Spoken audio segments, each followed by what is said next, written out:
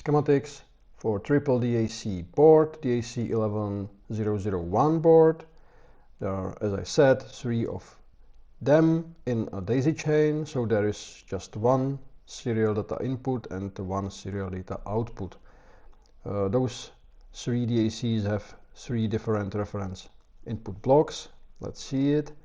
At the input there is a LDO with 5 volts output, but set to 10 volt output with the resistor divider, following by the very low drift high precise reference voltage power supply with 5 volts at the output, followed with a buffer for plus 5 volt output and inverter and a buffer for minus 5 volt output.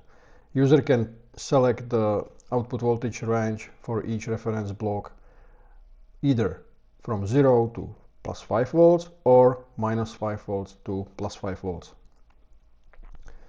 3 identical blocks for reference voltages, 3 identical blocks for the ACs.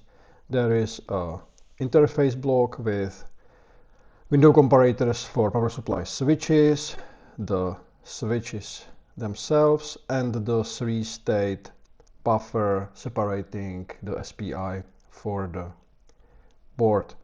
The last block is auxiliary 5 volt output LDO. The PCB layout separates 3 DAC blocks. At the top edge of the board there are window comparators and auxiliary power supply. Here is the PCB layout, 3 blocks, 3 almost identical blocks.